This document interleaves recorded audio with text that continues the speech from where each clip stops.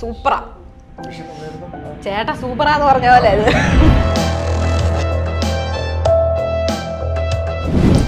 Dine with Nalan. Come be my guest. നമസ്കാരം, നിങ്ങളുടെ നളൻ ഷൈൻ.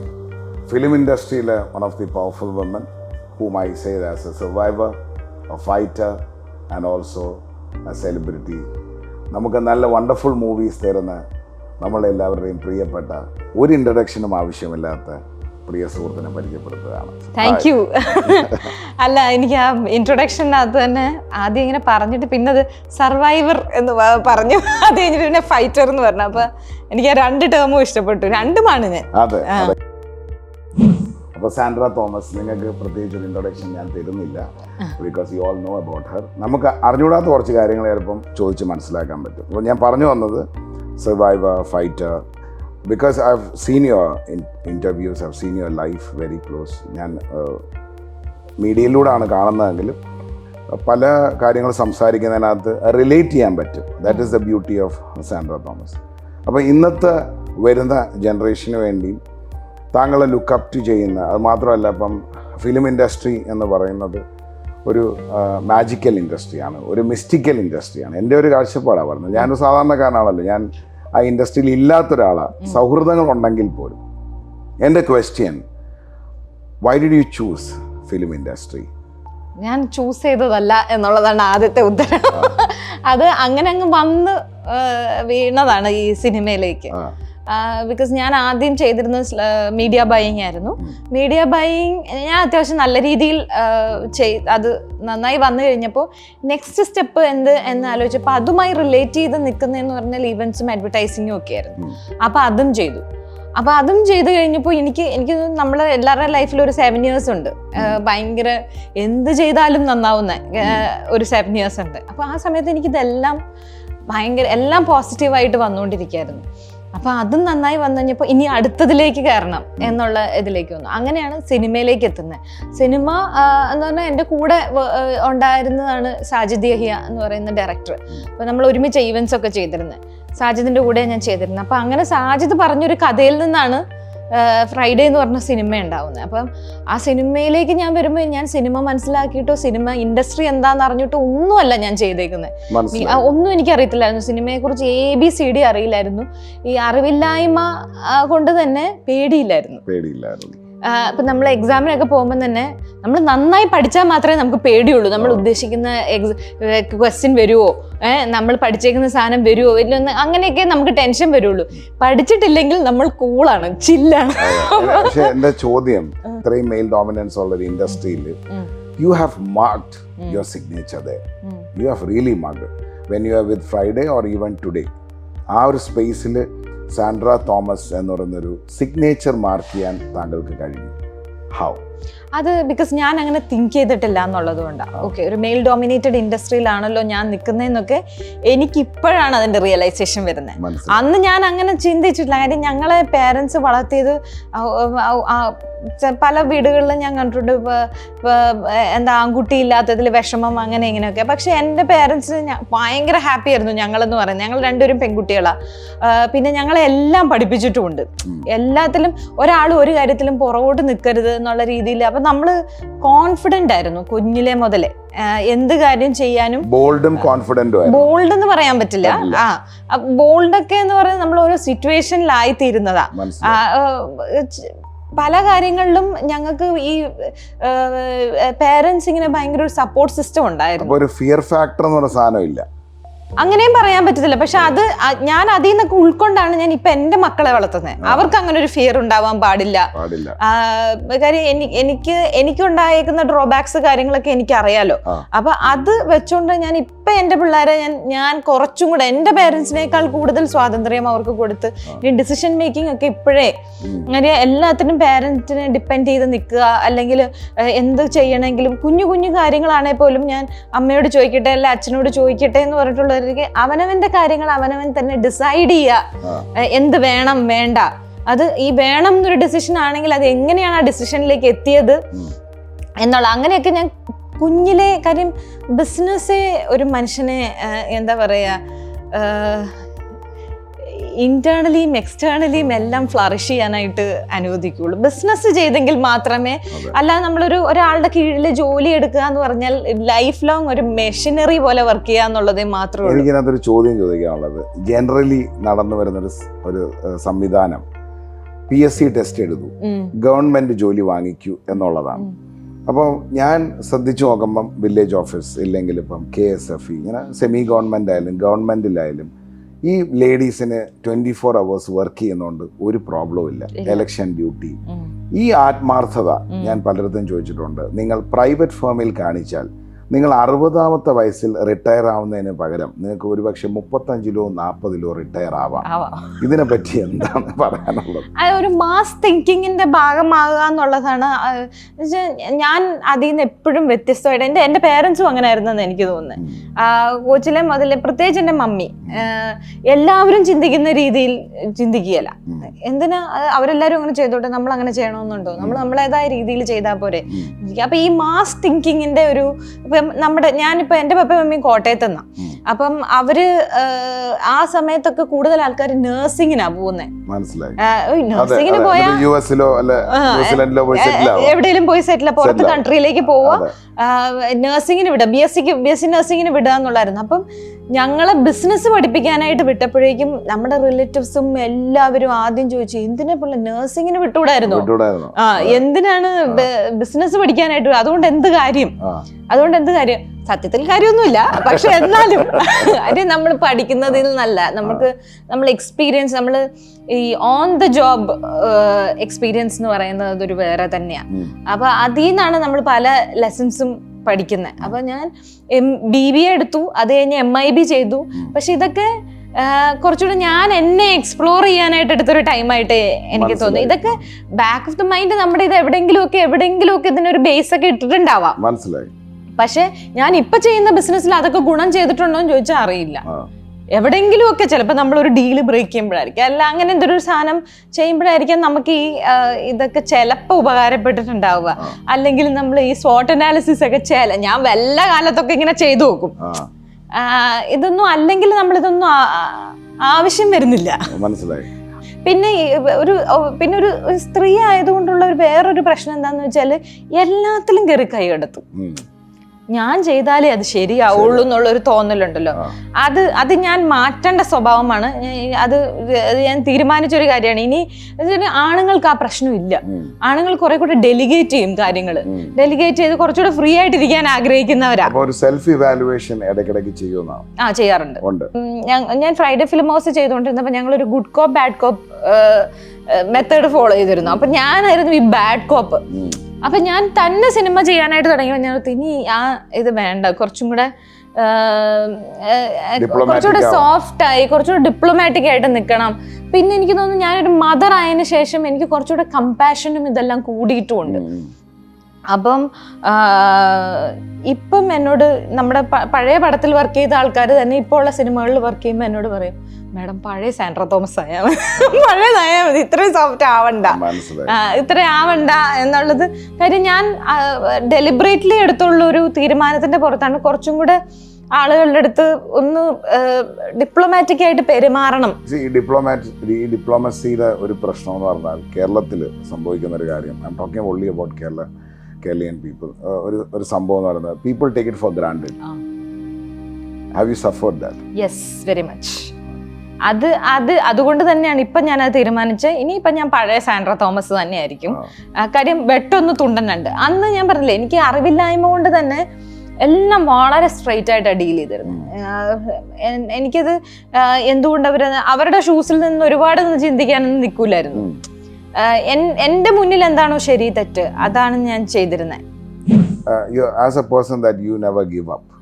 കാരണം ഗിവ് അപ്പ് ചെയ്യണമെന്ന് എത്ര സാൻഡ്ര തോമസ് വിചാരിച്ചാൽ പോലും സാൻഡ്ര തോമസിനകത്തൊരു സാൻഡ്ര തോമസ് ഉണ്ട്.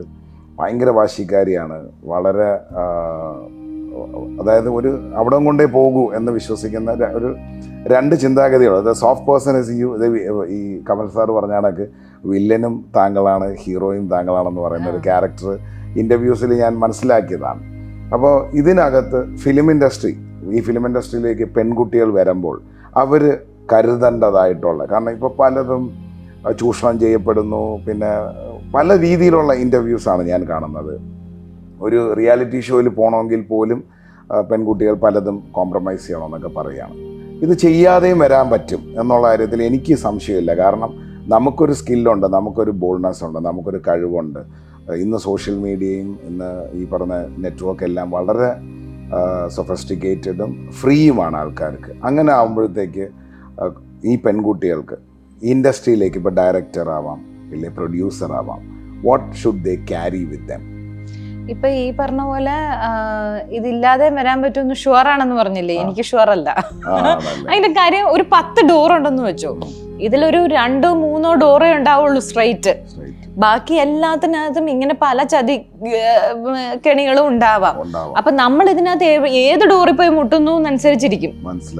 അപ്പൊ ഞാൻ ഇപ്പൊ ഇതേ ഒരു അനുഭവം തുടക്കത്തിൽ എനിക്ക് ഉണ്ടായിട്ടുണ്ട്. അതായത് സിനിമയിലൊക്കെ വരുന്നതിനൊക്കെ മുമ്പ് ഞാൻ എന്ത് ചെയ്യും ഇനി നെക്സ്റ്റ് എന്ന് ഞാനൊരു ചാനൽ ആങ്കർ ആയിട്ട് പോവാം എന്ന് വിചാരിച്ച് ഓക്കെ എന്നാ ആങ്കർ. അപ്പൊ എൻ്റെ ഒരു സുഹൃത്ത് വഴി, എനിക്ക് പരിചയമുള്ളൊരു, എൻ്റെ കോളേജിലൊക്കെ ഉണ്ടായിരുന്ന ഒരു സുഹൃത്ത് വഴി ഞാൻ അന്വേഷിച്ചു. എനിക്ക് ആങ്കർ ചെയ്യാൻ താല്പര്യമുണ്ട്, അപ്പം ഇങ്ങനെ എന്തെങ്കിലും വരുവാണെങ്കിൽ പറയണം എന്ന് പറഞ്ഞു കഴിഞ്ഞപ്പം ഓക്കെ പറയാം എന്ന് പറഞ്ഞു. അത് കഴിഞ്ഞ് 2 ദിവസം കഴിഞ്ഞിട്ട് എന്നെ വിളിച്ചിട്ട് പറഞ്ഞെന്താന്ന് വെച്ചാൽ, ചെറിയ അഡ്ജസ്റ്റ്മെന്റ് ഒക്കെ ഓക്കെ ആണല്ലോ അല്ലേ, ഇവിടുത്തെ പ്രൊഡ്യൂസേഴ്സൊക്കെ ഇങ്ങനെ അതിന് പ്രശ്നം ഉണ്ടാവില്ലല്ലോ അല്ലേ എന്നൊക്കെ പറഞ്ഞ് ഇങ്ങനെ പറഞ്ഞപ്പം എനിക്ക് ഷോക്കായി. ഒരു ആങ്കറിങ്ങിന് എനിക്ക് ഷോക്കായതിന്റെ റീസൺ എനിക്കറിയാവുന്നൊരു വ്യക്തി ആയതുകൊണ്ടുകൂടെയാണ്. എനിക്ക് ഭയങ്കര വിഷമം. പിന്നീട് ഞാൻ അയാളോട് സംസാരിച്ചിട്ടില്ല. അപ്പം ഇത് എനിക്കുണ്ടായ ഒരു അനുഭവമാണ്. സിനിമയിൽ വരുന്നതിനൊക്കെ ഒത്തിരി മുമ്പ് ഞാൻ എവിടെയും പറഞ്ഞിട്ടില്ല. പക്ഷെ അതുപോലെ എല്ലാ പെൺകുട്ടികളും ചെന്ന് മുട്ടുന്ന വാതിൽ ഏതാന്ന് നമുക്ക് പറയാൻ പറ്റില്ല. അവര് തന്നെ കെയർഫുൾ ആയിരിക്കുക എന്നുള്ളതേ ഉള്ളൂ. അതിപ്പോ എനിക്ക് അതിലൊരു ഫ്രണ്ട്ഷിപ്പ് നഷ്ടമായി. ഞാനൊരു അവസരം ചോദിച്ചതിന്റെ പേരിൽ എനിക്കൊരു ഫ്രണ്ട്ഷിപ്പ് നഷ്ടമായി. പക്ഷെ നമ്മൾ റൈറ്റ് ആയിട്ടുള്ള ഒരു ആൾക്കാരുടെ നമ്മുടെ ഭാഗ്യവും കൂടെയാണ് അങ്ങനെ ചെന്ന് പെടുക എന്ന് പറയുന്നത്. അല്ലെങ്കിൽ പിന്നെ പലതും ഇവരും കൂടെ ഫോഴ്സ്ഡ് ആവും. കാര്യം നടക്കേണ്ടത് അവരുടെയാന്നൊരു ആവശ്യം അവർക്ക് വരുമ്പോ, ഇതിനകത്ത് ഹാർഡ് വർക്ക് ആണോ ലക്കാണോ ഏറ്റവും കൂടുതൽ? രണ്ടും. അപ്പോൾ ഇതിനകത്ത് വിഷയം എന്ന് പറയുന്നത്, ഒരു ഇന്റർവ്യൂവിനകത്ത് സംഭവിച്ചതെന്ന് പറയുന്നത്, താങ്കളെ പോലത്തെ ഒരു പേഴ്സണാലിറ്റി എടുത്ത് ചോദിച്ചു ഹാർഡ് വർക്ക് ആണോ ലക്കാണോ. അപ്പം പുള്ളിക്കാരൻ പറഞ്ഞു ബേസിക്കലി ഹാർഡ് വർക്ക് ആണ് വളരെ ഇമ്പോർട്ടൻ്റ്. കാരണം എല്ലാവരുടെ ജീവിതത്തിലും തലയ്ക്ക് മുകളിലൂടെ ഭാഗ്യദേവത പറന്നു പോകുന്ന ഒരു ദിവസം വരും. അപ്പോൾ ആ സമയത്ത് ആ ഭാഗ്യദേവതയെ പിടിച്ചാൽ മതി. അപ്പോൾ ഈ ഇന്റർവ്യൂവർ ചോദിച്ചു, ആ ഭാഗ്യദേവത എന്നാണ് തലയ്ക്ക് മുകളിലൂടെ പറന്നു പോകുന്നതെന്ന് അറിയാൻ ഒരു ഭാഗ്യം വേണ്ടതെന്ന് ചോദിച്ചു. അപ്പോൾ താങ്കൾ പോലത്തെ വ്യക്തിത്വം പറഞ്ഞു, ഞാൻ 24 മണിക്കൂറും ചാടിക്കൊണ്ടിരിക്കുകയായിരുന്നു എന്ന് പറഞ്ഞു. So I never missed. അപ്പൊ ഇത് ഹാർഡ് വർക്ക് ചെയ്യുന്ന, ഇപ്പം ഞാൻ ഇന്ന് തന്നെ എൻ്റെ ടീമിൻ്റെ അടുത്ത് പറഞ്ഞ we have to be always proactive. ഇപ്പൊ ജനറലി സംഭവിക്കുന്നതെന്ന് പറഞ്ഞാൽ എല്ലാവരും റിയാക്ട് ചെയ്യുന്നത്. ഇപ്പൊ ഞാൻ ആക്ട് ചെയ്യുന്നു, താങ്കൾ റിയാക്ട് ചെയ്യുന്നു, അല്ലെങ്കിൽ താങ്കൾ ആക്ട് ചെയ്യുന്നു, ഞാൻ റിയാക്ട് ചെയ്യുന്നു. പ്രോ ആക്റ്റീവ് മെത്തേഡിനെ പറ്റി എങ്ങും ക്ലാസ് എടുക്കുന്നില്ല. Be prepared, opportunity will ring the bell എന്ന് പറയുന്ന ഒരു തോട്ട് പ്രോസസ് ഉണ്ട്. അപ്പൊ ഇദ്ദേഹം ഇപ്പം താങ്കൾ പറയുന്നത് പോലെ പെൺകുട്ടികൾക്ക് ഇൻഡസ്ട്രിയിലേക്ക് വരാം, പെൺകുട്ടികൾ പ്രൊഡ്യൂസേഴ്സ് ആവാം, ഡയറക്ടേഴ്സ് ആവാം. But end of the day the right door and keep working, അല്ലേ, keep hard working.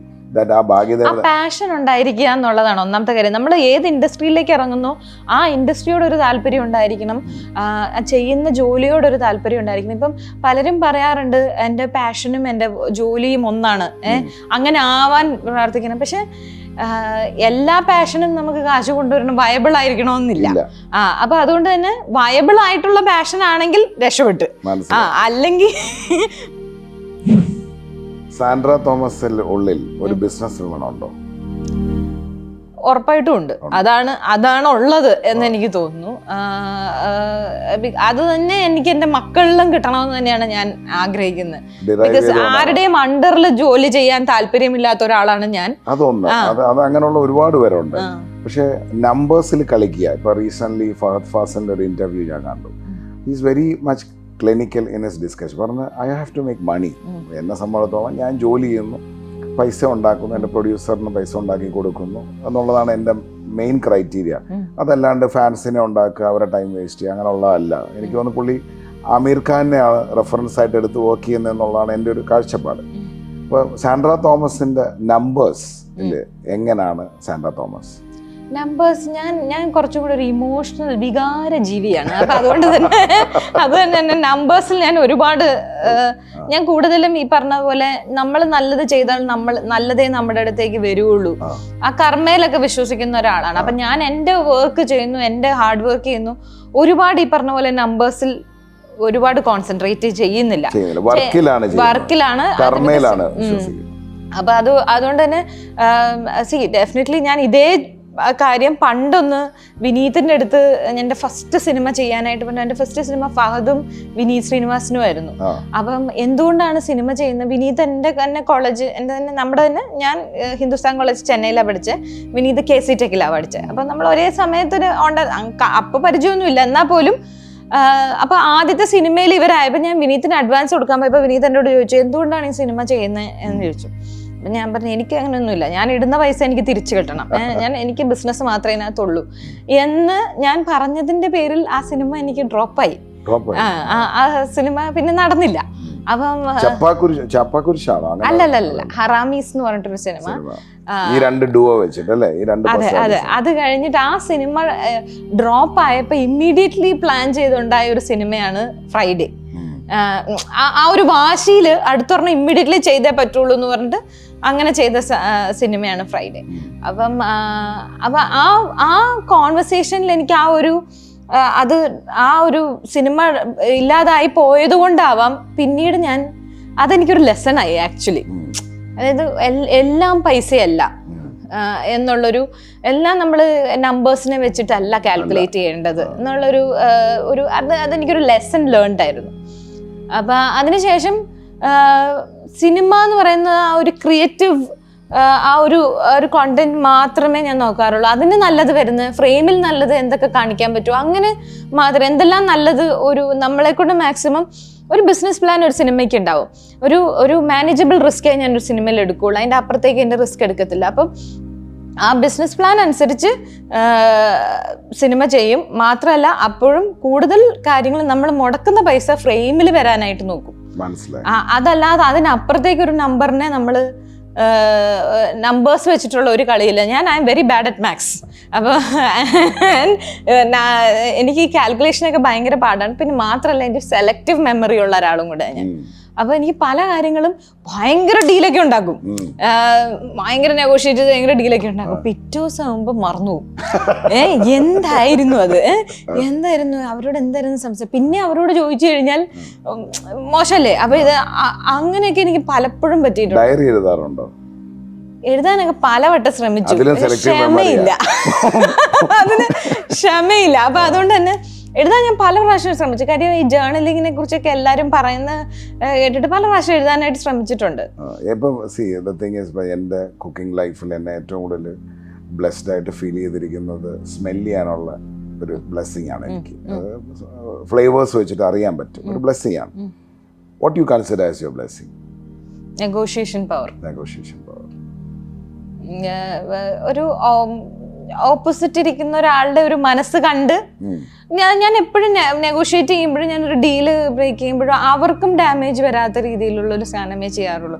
End of the day അവരും ഹാപ്പി ആയിരിക്കണം, നമ്മൾ ഹാപ്പി ആയിരിക്കണം ഒരു ഡീലിലേക്ക് വരുമ്പോൾ. അല്ലാതെ ഒരാൾ മാത്രം സഫർ ചെയ്ത് മറ്റേ ഞാൻ എന്തോ കൂടുതലായിട്ട് കിട്ടി എന്നുള്ള രീതിയിൽ ഞാൻ ഒരു ഡീലും ഉണ്ടാക്കാറില്ല. എപ്പോഴും ഞാൻ ഓപ്പോസിറ്റ് ഇരിക്കുന്ന വ്യക്തിയെ കൂടെ കൺസിഡർ ചെയ്തുകൊണ്ടുള്ള ഒരു ഡീല് ഫിക്സ് ചെയ്യാറ്. എപ്പോഴും പേഴ്സണാലിറ്റി ആയിട്ടാണ് നോക്കുന്നത്. തോറ്റുപോയി എന്ന് തോന്നിയിട്ടുണ്ടോ?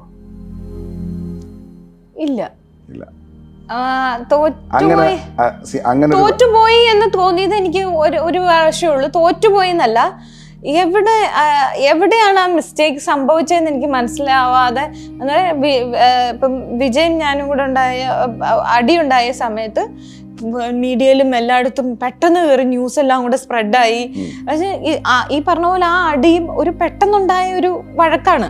ആ വഴക്കിൽ നിന്ന് പെട്ടെന്ന് അതങ്ങ് ഒരു ഹ്യൂജ് പ്രശ്നം, കേരളം മുഴുവൻ ഡിസ്കസ് ചെയ്യുന്ന പോലത്തെ ഒരു പെട്ടെന്ന് കയ്യിന്ന് പോയി വന്നു കഴിഞ്ഞപ്പം എൻ്റെ ജീവിതത്തിൽ ആ ഒരു ദിവസം ഞാൻ ഉറക്കം വരാതിരുന്നിട്ടുള്ളൂ.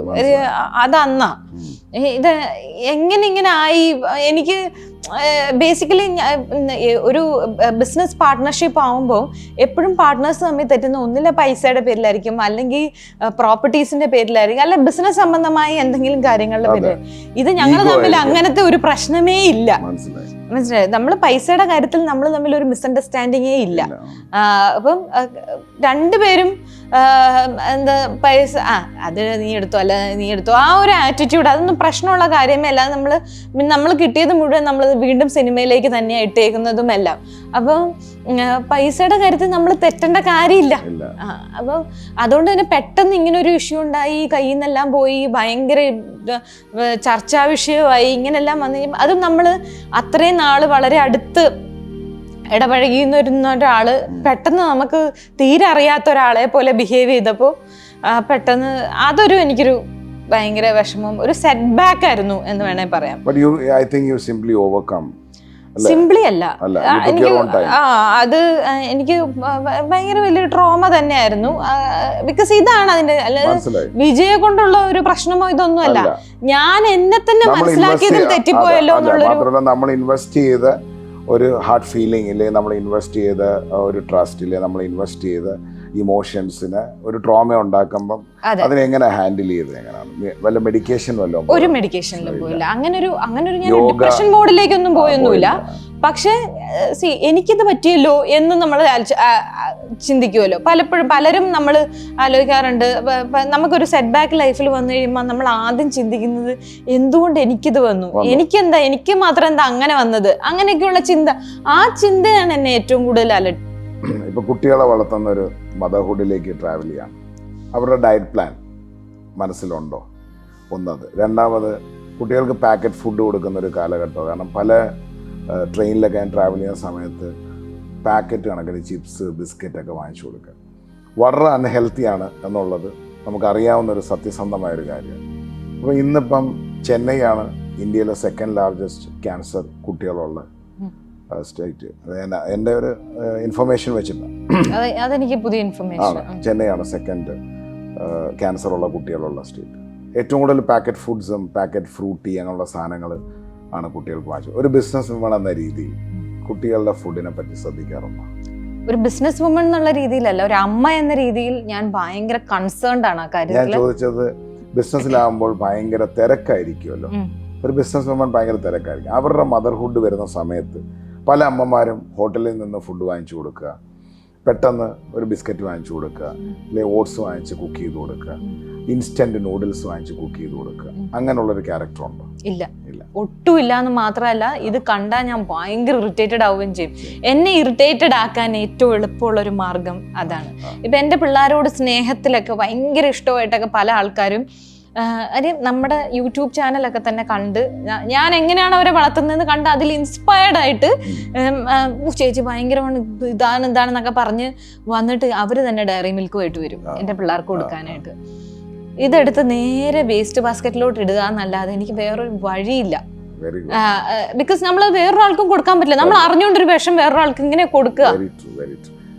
സ്വാഭാവികമായിട്ട് എനിക്ക് അറിയാവുന്നവരത്ത് ഞാൻ പറയുന്ന ഒരു കാര്യം, നീയോ ആത്മഹത്യ നിന്റെ കൊച്ചിനെ എന്തിനാണോ കൊല്ലുന്നത്? അതാണ് അറിഞ്ഞോണ്ട്. ഈ പറയുന്ന പേരൻസിന് ഇതെല്ലാം അറിയാം, ഇതെല്ലാം അഴുക്കാ, പക്ഷെ എന്താ കൊടുക്കുക? Immediate question. നമ്മൾ ഒരാളോട് ഇതൊന്നും കൊടുക്കല്ലേ, എനിക്ക് കണ്ടു നിൽക്കാൻ പറ്റില്ല. അതുകൊണ്ട് തന്നെ ഞാൻ പറയും, നിങ്ങൾ ഇതൊന്നും കൊടുക്കല്ലേ, കൊച്ചിന് ഇത് കൊടുക്കല്ലേ എന്ന് പറയുമ്പോൾ പിന്നെന്താ കൊടുക്കുക എന്നാ ചോദിക്കുന്നത്. ഇവരൊക്കെ എന്താ കഴിച്ചു വളർന്നത്? അതെനിക്ക് മനസ്സിലാവാത്തത്. ഇവരൊക്കെ ഈ പറയുന്ന മാഗിയും അല്ലെങ്കിൽ മറ്റേ മുട്ട കൊല്ലിരിക്കുന്ന ഒരു സാധനം ഉണ്ടല്ലോ, ഞാൻ പറയത്തില്ല, ഈ സാധനം, ഇത്രയും വിഷമുള്ളൊരു സാധനം, ഇതൊക്കെ കഴിച്ചാണ് ഇവര് വളർന്നേക്കുന്നത്. ഇത്രയും ചിപ്സ് കഴിച്ചിട്ടാണ് വളർന്നേക്കുന്നത്. എനിക്ക് മനസ്സിലാവുന്നില്ല. അത് ഏത് പേരന്റിനോട് നമ്മൾ പറഞ്ഞാലും പിന്നെ എന്താ കൊടുക്കുക എന്നുള്ളതാണ്. അതിപ്പം ഗ്രാൻഡ് പേരൻസിനോടാട്ടെ, എല്ലാം ഇത് തന്നെ. ഏത് ഈ കുട്ടികൾ കിടന്ന് വാശി പിടിക്കുന്നതും കുട്ടികൾ കിടന്ന് കരയുന്നതും നിർത്താൻ വേണ്ടി അവരെ വാത്സല്യം എന്ന വ്യാജേന കുട്ടികളെ നിർത്താൻ വേണ്ടി മാത്രമല്ല, ഈ വാത്സല്യം എന്ന വ്യാജേന, അതായത് അവരുടെ നിന്ന് പെട്ടെന്ന് കിട്ടുന്ന സ്നേഹത്തിന് വേണ്ടി, പെട്ടെന്ന് കിട്ടുന്ന സന്തോഷത്തിന് വേണ്ടി ഇവർക്ക് ഈ സാധനം വാങ്ങിച്ചു കൊടുക്കുന്നതാണ്. ഓക്കെ, ഈ സാധനം കിട്ടുമ്പോൾ അവരുടെ നിന്ന് എനിക്ക് ആ സ്നേഹം കിട്ടും എന്നുള്ള രീതിയിലാണ് ഗ്രാൻഡ് പേരൻസ് ഇത് ചെയ്യുന്നത്. മനസ്സിലായി? ഗ്രാൻഡ് പേരൻസ് കൂടുതലും ഗ്രാൻഡ് പേരൻസ് ആണ്. ഇപ്പൊ പലയിടത്തും നമ്മൾ കാണുമ്പോൾ അവർക്ക് മക്കളെക്കാൾ കാര്യമായിരിക്കും കൊച്ചുമക്കളെ. അപ്പൊ പക്ഷെ ഈ കൊച്ചുമക്കൾക്ക് കൊണ്ടുവന്ന് ഇവര് കടയിൽ കൊണ്ടുപോയി കയ്യും പിടിച്ച് കടയിൽ കൊണ്ടുപോയി എന്താ വേണ്ടേ അവിടുന്ന് അത് എടുക്കുക, ആ പാക്കറ്റ് എടുക്കുക, ഈ പാക്കറ്റ് എടുക്കുക. അപ്പൊ പിള്ളേരാകുമ്പം ഗ്രാൻഡ് പേരൻസ് ആകുമ്പോൾ എന്തും പറയുകയും ചെയ്യും. അപ്പൊ ഇതെല്ലാം വാങ്ങിച്ചു കൊടുക്കുന്നവര് താങ്കളുടെ യൂട്യൂബ് ചാനൽ പോലത്തെ ചാനലിൽ ഇൻസ്പയറിംഗ് വിമൻ എന്ന രീതിയിൽ തന്നെ രണ്ട് പെൺകുട്ടികളുടെ അമ്മ എന്ന രീതിയിൽ തന്നെ എനിക്ക് പറയാനുള്ളൊരു കാര്യം, you have to spread this message. കാരണം ഞാൻ വെളിച്ചെണ്ണയിൽ വിശ്വസിക്കുന്ന ഒരാളാണ്. മുട്ടയുടെ മഞ്ഞക്കരു കഴിക്കരുത് എന്ന് പറഞ്ഞ് നമ്മളെ പറ്റിച്ചൊരു ലോകമുണ്ട്. നല്ല 1 ലിറ്റർ സൺഫ്ലവർ ഓയിൽ വാങ്ങിച്ചു കുടിക്കണമെങ്കിൽ മിനിമം 350-400 രൂപ വേണം. അങ്ങനെ ഒരു സൺഫ്ലവർ ഓയിൽ ഉണ്ടോ എന്ന് എനിക്ക് സംശയമാണ്. ഞാൻ ഒരു കമ്പനിക്കും എഗെയിൻസ്റ്റ് ആയിട്ടല്ല പറയുന്നത്. കമ്പനിക്കാർ വിറ്റോട്ടെ, ചോയ്സ് നമ്മുടേതാണ്. ഞാൻ നേരത്തെ ഡിപ്രഷന്റെ കാര്യം പറഞ്ഞാണ്. ഡിപ്രഷൻ നമ്മളിലുണ്ട്, സ്ട്രെസ് നമ്മളിലുണ്ട്, ഹാപ്പിനെസ് നമ്മളിലുണ്ട്. നമ്മൾ എന്തിനെ ചൂസ് ചെയ്യുന്നു എന്നുള്ളതാണ്. അപ്പം അതുപോലെ തന്നെ 2 പെൺകുട്ടികളുടെ അമ്മ കൊടുക്കുന്ന ഒരു message, never choose packet foods. Packet foods മാത്രമല്ല, ഇത് നമ്മുടെ മുന്നിലേക്ക് കൊണ്ടുവന്ന്, അതായത് സ്കൂളുകളിൽ 5 രൂപയ്ക്ക് ഫ്രൂട്ടി കൊടുക്കുകയാണ്, സ്കൂളിൽ വിൽക്കുന്നു. 5 രൂപയ്ക്ക് സ്കൂളിൽ നിന്ന് ഫ്രൂട്ടി വാങ്ങിക്കുമോ, 15 രൂപയുടെ കുപ്പി വെള്ളം മേടിക്കുമോ? അപ്പം സിനിമ ഒരു ബിസിനസ്സാണ്. അപ്പം അതുകൊണ്ട് തന്നെ നമ്മുടെ ഇഷ്ടങ്ങളും ഇപ്പം ഞാൻ പറഞ്ഞില്ല, എനിക്ക് റൊമാൻറ്റിക് സിനിമകൾ ഇഷ്ടമുള്ള ഒരാളാണ്. പക്ഷേ എന്ന് വെച്ചാൽ എനിക്ക് റൊമാൻറ്റിക് സിനിമ മാത്രം ചെയ്താൽ പോരാ ഞാൻ ഇങ്ങനൊരു ബിസിനസ് ചെയ്യുമ്പോൾ. അപ്പം എനിക്ക് എല്ലാ ആളുകളുടെ നമ്മുടെ ഓഡിയൻസിനെ നോക്കി വേണം സിനിമകൾ ചെയ്യാനായിട്ട്. ഈ പ്രത്യേകിച്ച് ഇപ്പോൾ ഒരു ഷിഫ്റ്റിന്റെ ഒരു സമയമാണ്, മനസ്സിലായി? ഒരു ജനറേഷൻ മാറിക്കൊണ്ടിരിക്കുക. അപ്പം അതുകൊണ്ട് തന്നെ ഇപ്പം ഈ 90s കിഡ്സ് ആണ് ഇപ്പം സിനിമ ചെയ്യുന്ന ആൾക്കാർ. പക്ഷേ ജെൻസീസ് ആണ് പടം കാണുന്നത്. അപ്പൊ അതിൻ്റെതായ ഭയങ്കര വ്യത്യാസമുണ്ട്. നേരത്തെ പറഞ്ഞത് ഞാൻ പിന്നെ വരാം. കുട്ടികൾ 8 വയസ്സ് വരെ, 6 തൊട്ട് 8 വയസ്സ് വരെ ഇവരുടെ ബ്രെയിനിനകത്തൊരു നെർവ് ഉണ്ട്, സിനാപ്സ് എന്ന് പറയുന്നത്. ഈ നെർവിനെ നമ്മൾ ബൂസ്റ്റ് ചെയ്യണം. അതിന് വേണ്ട ഫുഡുണ്ട്. സ്പെഷ്യലി വളരെ സിമ്പിളായിട്ട് പറഞ്ഞാൽ ഇവിടെ ശംഖുപുഷ്പം വളർത്തുക, ബട്ടർഫ്ലൈ, ബ്ലൂ പീ ഫ്ലവർ, വൈറ്റും നമ്മള് വീട്ടിലുണ്ട്. അതെ, വെറുതെ അത് തിളപ്പിച്ച് വെള്ളം കുടിക്കുക, എന്നിട്ട് കൊടുക്കാറുണ്ട്. അത് ഭയങ്കര ബ്രെയിൻ ഡെവലപ്മെന്റ് ഉണ്ട്. പിന്നെ ഒരു കാര്യവും കൂടെ, ഞാൻ കുക്ക് ചെയ്യുന്ന സമയത്ത് കുറച്ചും കൂടെ സംസാരിക്കാം നമുക്ക്, കാരണം ഇല്ലേ ടൈം ഇങ്ങനെ പോകും. So will start cooking.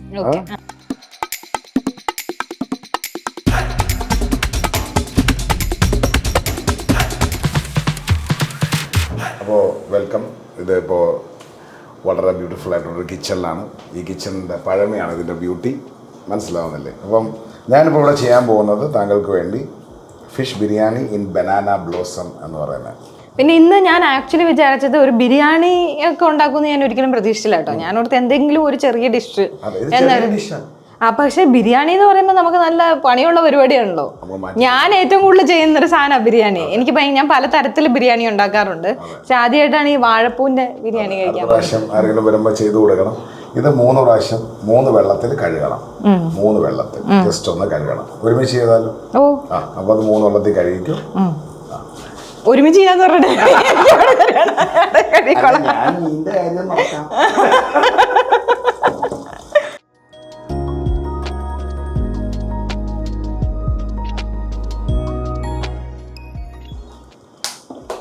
ഇത് മറ്റേ പണി വരുന്നുണ്ട് എന്ന് പറഞ്ഞതുപോലെ നമുക്ക് ഒരുമിച്ച് കഴുകാന്ന് പറഞ്ഞിട്ട് എനിക്ക് തന്നെ പണി തന്നു.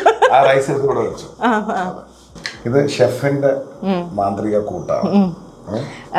ഇത് ഗരം മസാല അല്ലല്ല, ഷെഫിന്റെ മസാല. ഗരം മസാല തന്നെ. ഗരം മസാല അല്ല, ഇതിനകത്ത് കായമുണ്ട്, ഇച്ചിരി കൂടുതലുണ്ട്. നോക്കട്ടെ. ജീരകം, പെരുംജീരകം, കായം, ഇതെല്ലാം പറയുന്നുണ്ട്, ശ്രദ്ധിച്ച് കേട്ടോണം. പിന്നെ മറ്റേ ഈ ബിരിയാണിക്ക് ഞാൻ ഉത്തരവാദിത്തമില്ല. സ്പൈസസ് എല്ലാം ഉണ്ട്. പിന്നെ ഗരം മസാലക്കകത്ത് കായം ഇട്ടിട്ടുണ്ട്, പെരുംജീരകം ഇട്ടിട്ടുണ്ട്, ഉലുവ ഇട്ടിട്ടുണ്ട്. നല്ല നോസാണ്.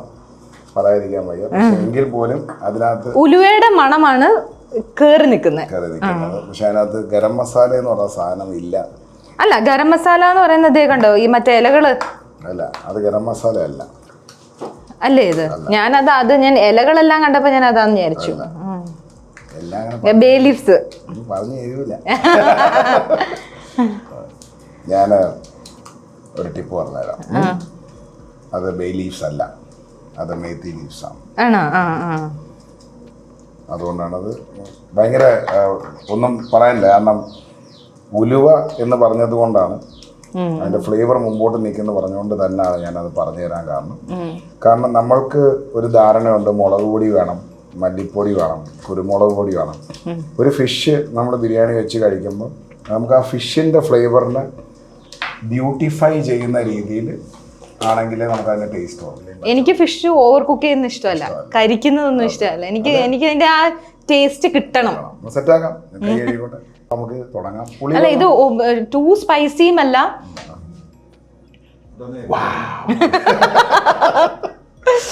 ഒന്നുകൂടി ടേസ്റ്റ് ചെയ്യാമോന്നോ? സൂപ്പറാ ചേട്ടാ, സൂപ്പറാന്ന് പറഞ്ഞ പോലെ ഇത്. വീണ്ടും വീണ്ടും രുചിച്ച് എൻ്റെ സീക്രട്ട് കണ്ടുപിടിക്കാൻ തരില്ല. No, don't do. ഇനി ഞാൻ കോട്ടയത്ത് വരുമ്പോൾ തീർച്ചയായിട്ടും ഇവിടെ വന്നിരിക്കും.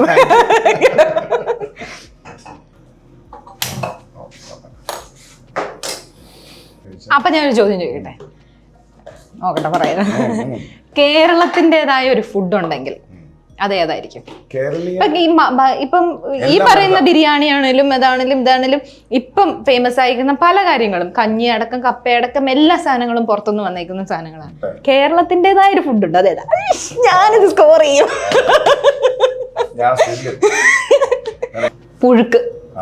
പുഴുക്കായിരുന്നു കാച്ചില്, ചേന, ചേമ്പ്. പക്ഷേ അതിനകത്ത് ഈ കപ്പ കൊണ്ടുവന്നതും പുറത്തുനിന്നാണ്. അതെ, കപ്പ വന്നത് പുറത്തുനിന്ന്. ബാക്കി കാച്ചില്, ചേന, ചേമ്പ്, പുഴുക്ക് മാത്രമേ കേരളത്തിൻ്റെതായിട്ടുണ്ടായിരുന്നുള്ളൂ. ബാക്കി എല്ലാം നമുക്ക് പ്രത്യേകിച്ച് അതൊക്കെ എനിക്ക് അറിവായിരുന്നു കേട്ടോ. കാര്യം ഈ തേങ്ങാപ്പാലിലുള്ള സാധനം എല്ലാം പോർച്ചുഗീസുകാർ വന്നേ പിന്നെയാണ്. ഒരു പുതിയ അറിവാണ്. കാരണം വേറൊന്നുമല്ല, പ്രേക്ഷകർക്ക് ഒരു പുതിയ അറിവാണ്. പുഴുക്കൾ നമ്മുടെ കേരളീയൻ വിഭവങ്ങളാണെന്ന് അറിയാമെങ്കിലും എന്നെ സംബന്ധിച്ചിടത്തോളം ചീനി സഹിതം, അതായത് മരച്ചീനി സഹിതം പുറത്തുനിന്ന് വന്നിരുന്നു എന്നൊരു വിശ്വാസമായിരുന്നു എനിക്ക്. അപ്പോൾ നമ്മളെ പാൻ ചൂടായിട്ടുണ്ട്. അതിൻ്റെ ഹെൽത്തി ഫ്ലേവേഴ്സ് ആഡ് ചെയ്ത് കൊടുത്തു കഴിഞ്ഞാൽ ആ ഫ്ലേവർ അതിലേക്ക് കിട്ടും. എനിക്ക് ഫിഷ് ഏറ്റവും ഇഷ്ടം ലെമൺ ബട്ടർ സോസിലാണ്.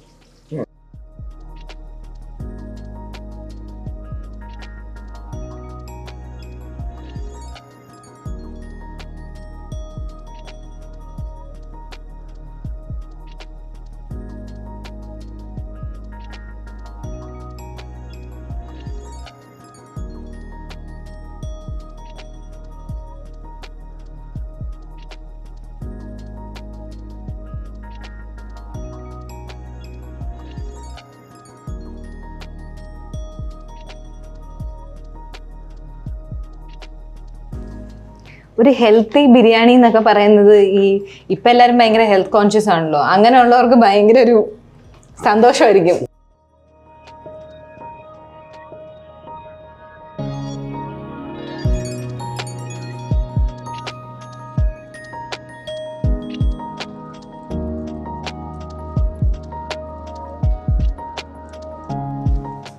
ഓക്കേ, ഒരു ബൊക്കെ പോലായി അല്ലേ? ഒരാൾക്ക് ഒരു ബിരിയാണി കൊണ്ട് ഇങ്ങനെ വെച്ചു കൊടുക്കാൻ രസമല്ലേ? ഈ ഫുൾ ബിരിയാണി എന്ന് പറഞ്ഞാൽ ഒരു ഫുൾ ബിരിയാണിയാണ്. പക്ഷെ നമ്മളിതൊന്നും ഒരു ഹോട്ടലും കഴിച്ചിട്ടുമില്ല, കണ്ടിട്ടില്ല. കോട്ടയത്ത് വന്നാ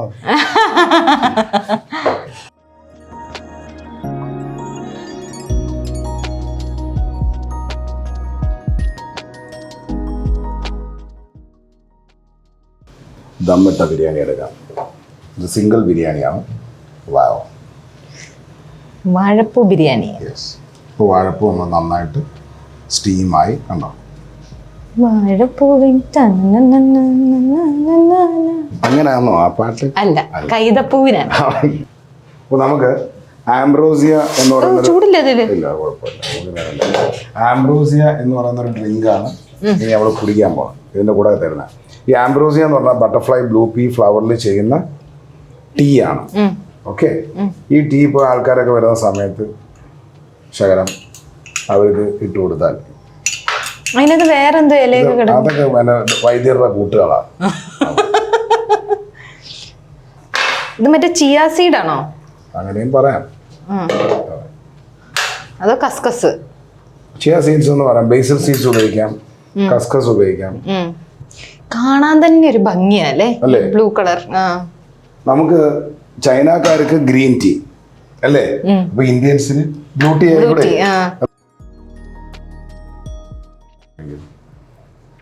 ചൂടുണ്ടോ? ഞാൻ ചായയും കാപ്പിയൊന്നും കുടിക്കാറില്ല. ഇത് ചായയും അല്ല കാപ്പിയും അല്ല. അല്ല, ഇത് എനിക്കൊരു ഇതിന് പറയുന്ന ambrosia, the drink of God. നല്ല മണമുണ്ട്. എന്താ ഇതിനകത്തിട്ടല്ല അതിന്റെ ആ മണം. എന്താണ്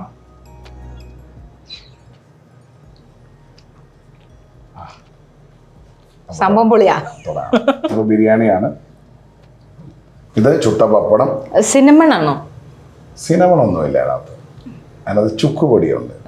അതെ, എല്ലാം കണ്ടുപിടിക്കുകയാണ് കേട്ടോ. ഇദ്ദേഹത്തിന് ഒരു പ്രത്യേക സെൻസ് ഉണ്ട്. സ്മെല്ല് ചെയ്തും ടേസ്റ്റ് ചെയ്തും റെസിപ്പി കണ്ടുപിടിക്കണം. ഞാൻ കുറച്ച് കെയർഫുൾ ഇരിക്കണം. അല്ല, എങ്ങനെ മധുരം വന്നേ? മധുരം ഇട്ടായിരുന്നോ? അതിനകത്ത് ഇട്ടായിരിക്കും അല്ലേ? ഇല്ല, പിന്നെ മധുരം വന്നെന്ന് പറഞ്ഞാൽ പനങ്ങൾക്ക് ഉണ്ടാവുക, മെൽറ്റ് ചെയ്ത് വെച്ചിരിക്കുന്നത്. അതായിരുന്നു ഇതിനകത്ത് ഓൾറെഡി കിടന്നേ.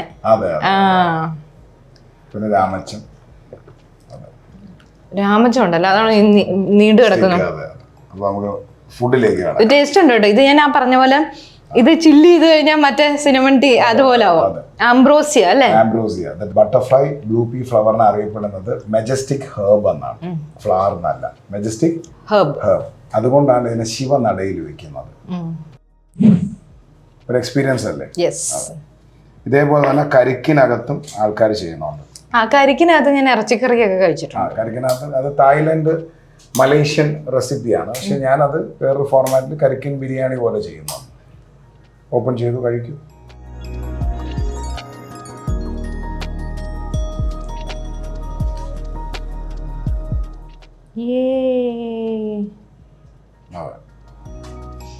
ഇത് കഴിക്കുന്നതെന്ന് പറയുന്നത് റൈസും ഫിഷും മസാലയും കൂടെ ബ്ലെൻഡ് ചെയ്ത് കഴിക്കണം. ഓരോ ഫ്ലേവേഴ്സ് അറിയാൻ പറ്റും. കൈ കൊണ്ട് കഴിക്കണം. നന്നായിട്ട് ബ്ലെൻഡ് ചെയ്ത് കഴിക്കണം, അല്ലെങ്കിൽ മരത്തരും ചീത്തപ്പേരുണ്ട്.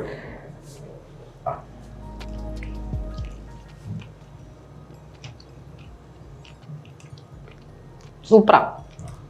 അതില് മീനിനകത്ത് ഇഞ്ചിയും വെളുത്തുള്ളി ഒന്നും കേറിപ്പോയിട്ടില്ല. ഞാൻ അവിടോട്ട് വെളുത്തുള്ളി എല്ലാം കൂടെ കുടഞ്ഞിടുന്ന കണ്ടപ്പോൾ ഞാൻ ഓർത്തു എന്തെങ്കിലും ടേസ്റ്റ് കേറി പോവോന്ന്. അതില്ല.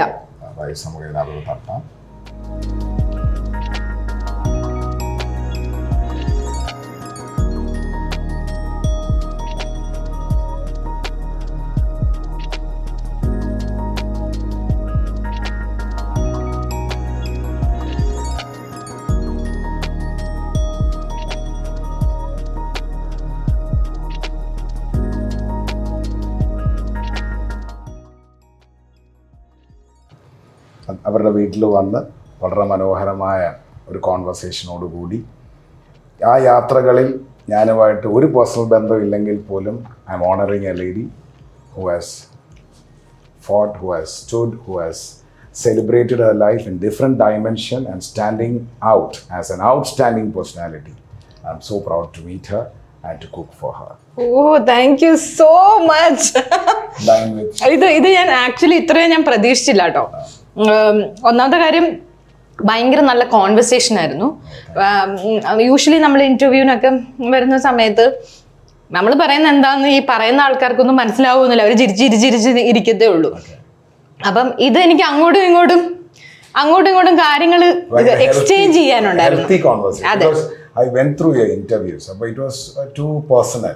ഭയങ്കര പേഴ്സണലാണ്, ഭയങ്കര ഇൻട്രസ്റ്റിംഗ് ആണ്. അപ്പോൾ ഞാൻ ആലോചിക്കുകയും ചെയ്തായിരുന്നു whether I will be able to, കാരണം ഞാൻ വരുന്നത് ഒരു ഇൻഫോർമേറ്റീവ്, അതായത് താങ്കളിലെ ഒരു അമ്മയെ എനിക്ക് പരിചയപ്പെടാൻ പറ്റി, താങ്കളിലെ ഒരു മകളെ എനിക്ക് പരിചയപ്പെടാൻ പറ്റി, താങ്കളിലെ ഒരു ഭാര്യയെ എനിക്ക് പരിചയപ്പെടാൻ പറ്റി, താങ്കളിലെ ഒരു പ്രൊഫഷണൽ സിനിമാറ്റിക് ലൈഫിലുള്ള ഒരു സെലിബ്രിറ്റി എനിക്ക് പരിചയപ്പെടാൻ പറ്റി. അതിലെല്ലാത്തിലും ഉപരി താങ്കളൊരു ഹ്യൂമനെ എനിക്ക് കാണാൻ പറ്റി. ഇത്രയും പേഴ്സണാലിറ്റീസിനെ മീറ്റ് ചെയ്തിട്ടാണ് ഞാൻ കുക്ക് ചെയ്തത്. അതും ഞാൻ കുക്ക് ചെയ്യുന്നു എന്നൊക്കെ പറഞ്ഞപ്പോഴും ഞാൻ നേരത്തെ പറഞ്ഞ പോലെ എന്തോ ഒരു ചെറിയ ഡിഷ് അല്ലെങ്കിൽ എന്തെങ്കിലും പെട്ടെന്ന് തട്ടിക്കൂട്ടാവുന്ന എന്തെങ്കിലും ഒരു സാധനമായിരിക്കും എന്ന് വിചാരിച്ചത്.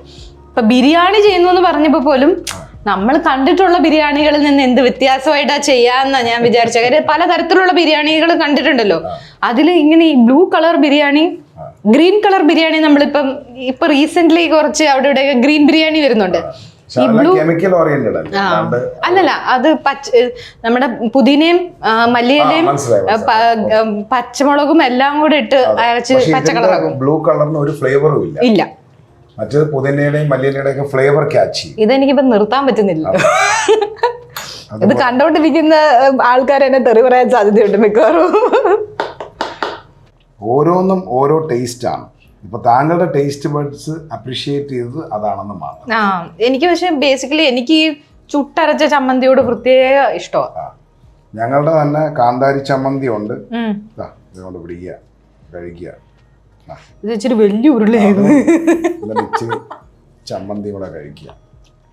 കഴിക്കുക.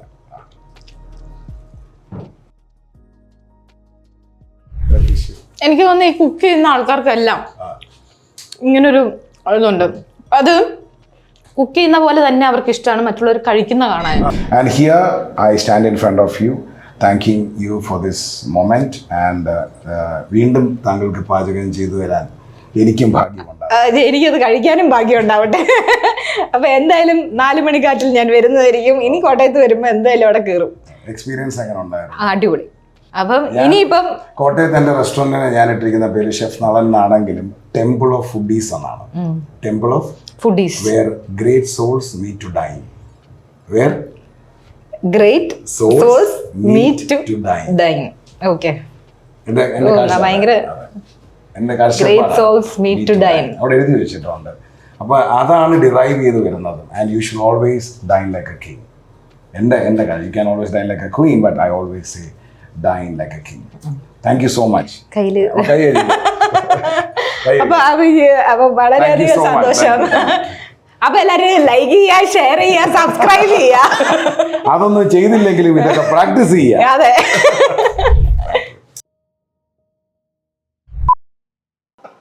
സൂപ്പർ ടേസ്റ്റ് ആയിരുന്നു.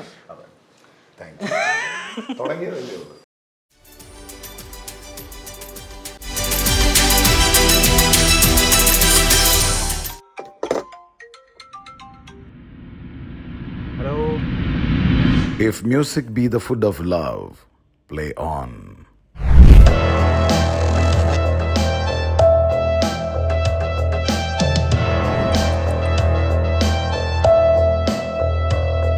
Come, be my guest.